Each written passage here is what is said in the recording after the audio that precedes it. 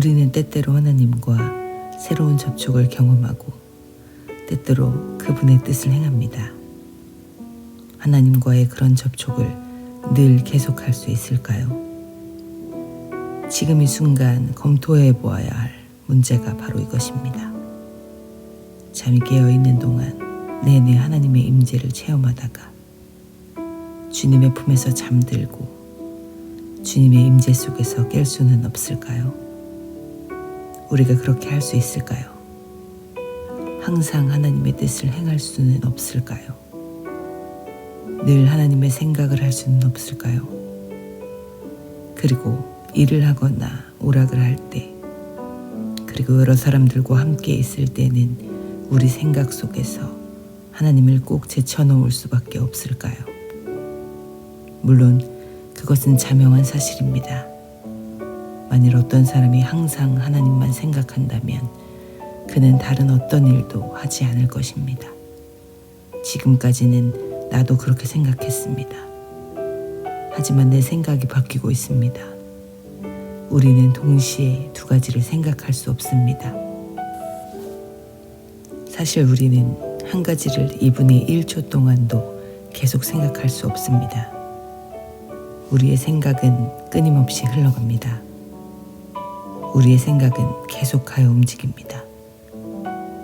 집중한다는 것은 동일한 문제에 계속적으로 수백만 가지의 각도에서 접근한다는 것입니다.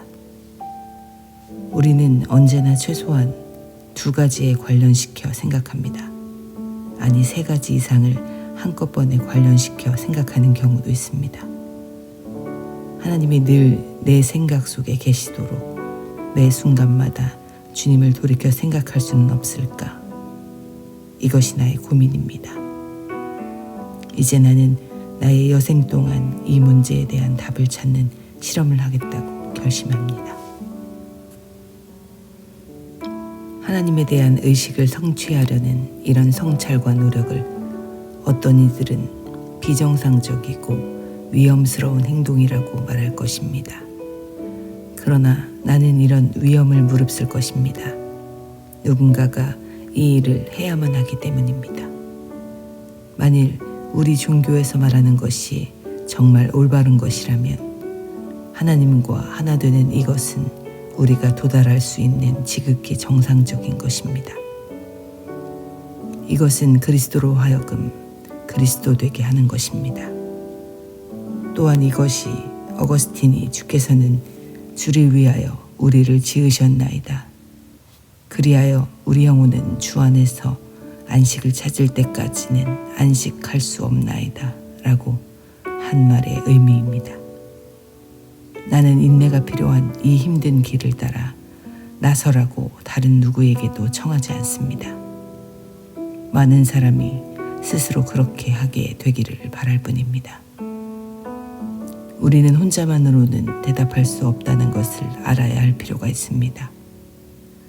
예를 들어 보겠습니다. 하나님께 끊임없이 굴복하는 이 일을 노동에 종사하는 사람이 성취할 수 있을까요? 기계 앞에서 일하는 사람이 온종일 사람들을 위하여 기도할 수 있으며 온종일 하나님과 대화할 수 있으며 그러면서도 자기 일을 효과적으로 해낼 수 있을까요? 장사하는 사람이 장사를 하면서 그리고 회계일을 하는 사람이 회계일을 보면서 동시에 끊임없이 자신을 하나님께 드릴 수 있을까요?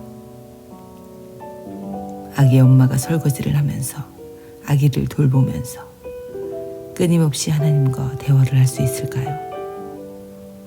정치가가 계속 하나님과의 접촉을 유지하면서 군중을 이끌 수 있을까요?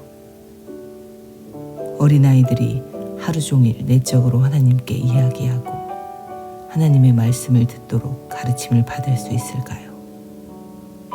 또 그 결과는 어떻게 나타날까요? 온 인류가 이러한 상태에 도달하기를 바라는 것이 타당한 일일까요? 우리가 항상 인간의 가장 숭고한 목적은 하나님을 찾고 그분의 뜻을 행하는 것이다 라고 거듭 말할 때 그 말의 진정한 의미는 무엇일까요? 나 같은 사람은 이 문제로 심각한 고민에 빠질 것입니다. 낙담에 빠질 수도 있습니다. 그래서 나는 좀 더 간단하고 좀 더 도달하기 쉬운 것을 제시하려고 합니다. 어느 날 어느 시간 동안은 결심함으로써 온전할 수 있을 것입니다. 그 시간 동안 하나님을 바라보면서 하나님의 인도하심을 기다리고 사소한 일 하나까지도 하나님께서 원하시는 대로 하려고 최선을 다해 노력한다면 그 시간은 온전한 것입니다. 아무런 감정도 필요하지 않습니다.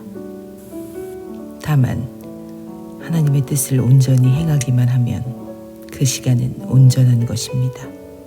그리고 그 온전한 시간의 결과가 영원히 이어질 것이라 믿습니다.